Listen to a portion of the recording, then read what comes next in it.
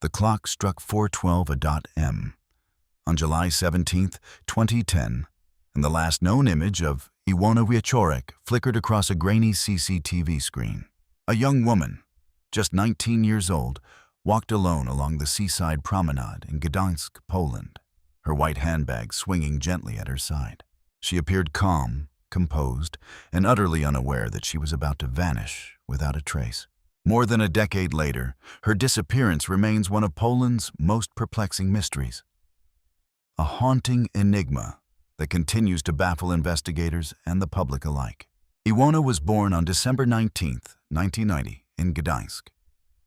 By the summer of 2010, she had just completed high school and was preparing for her mature exams, the final hurdle before stepping into adulthood.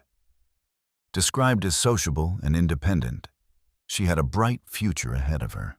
Friends and family painted a picture of a young woman with plans, aspirations, and a life she was not ready to abandon. There were no signs of distress, no threats, and no indication that she would ever consider leaving her life behind. On the night of her disappearance, Iwona met friends in the Jelitkowo district, a vibrant area bustling with summer tourists. The seaside was alive with laughter and music, the air thick with the scent of salt and adventure. They spent hours at Dream Club, a popular nightlife spot in Sopot, where the energy was electric. Witnesses later recalled that Iwona was in good spirits, laughing and dancing, completely immersed in the moment.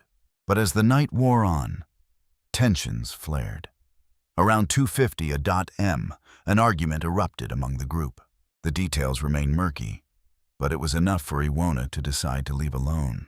This choice would become a focal point of speculation and debate. Why would she walk home in the early hours, alone, when she had friends nearby?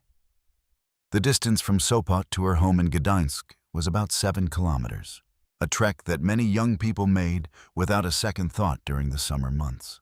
The promenade, while partially lit, had its darker stretches, and the path was lined with access points to secluded beaches and wooded areas.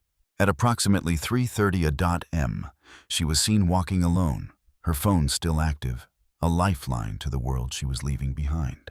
Then came the chilling moment captured on CCTV. Iwona, walking calmly, was just 20 to 30 minutes from home. The footage showed no signs of distress, no one following her, and no indication that anything was amiss. But as the clock ticked forward, her phone fell silent. The last activity logged was just moments after that final sighting. When Iwona failed to return home, her mother reported her missing. The response was immediate and overwhelming. Police, firefighters, and volunteers scoured the area, searching the promenade, the nearby woods, and even the waters of the Baltic Sea. Divers combed through the depths, but no trace of Iwona was found. As the days turned into weeks, the case captured national attention. Posters of Iwona's face plastered the streets, her story echoing through the media. The unsettling nature of her disappearance, vanishing in a populated area, captured on camera, yet leaving no trace, gripped the public's imagination. Investigators explored multiple theories, each more chilling than the last. Could she have been randomly abducted? The promenade had its darker corners, but no witnesses reported seeing a struggle. Was it someone she knew? The argument with her friends raised questions, but no one was ever charged. Speculation swirled around organized crime, but authorities found no evidence to support such claims. Accidental death was another theory, given the coastal location. Yet, extensive searches of the sea yielded nothing. The idea of voluntary disappearance was dismissed by police, who noted that Iwona left behind personal belongings and had no plans to leave her life behind. As the years passed, the case was reopened multiple times.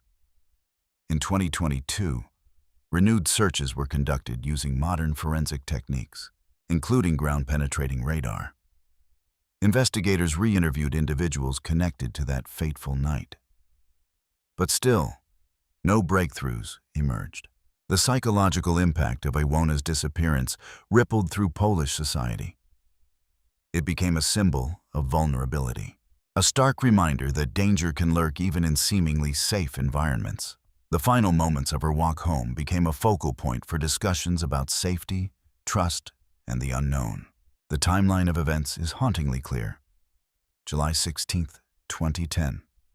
Iwona goes out with friends. 3:00 She leaves the group in Sopot. 3:30 Last seen walking along the promenade. 4:12 Captured on CCTV in Jelitkowo, Gdańsk. Shortly after, her phone becomes inactive. July 17th, 2010. Reported missing. As of today, the case remains open. No body has been found, no perpetrator identified, and no official cause of disappearance established. Authorities continue to treat it as an unsolved missing person case, with criminal involvement not ruled out. What makes Iwona Wiechorek's disappearance so haunting is the stark contrast between her last moments and the silence that followed. A young woman, full of life, walking calmly into the darkness, only to vanish without a trace. The unanswered questions linger like shadows. What happened in those final moments? Was someone waiting for her? Or did she simply walk into the night, never to return? In the end, all that remains is that chilling image of Iwona, walking away from everything she knew, into a void that still echoes with uncertainty. And then, silence.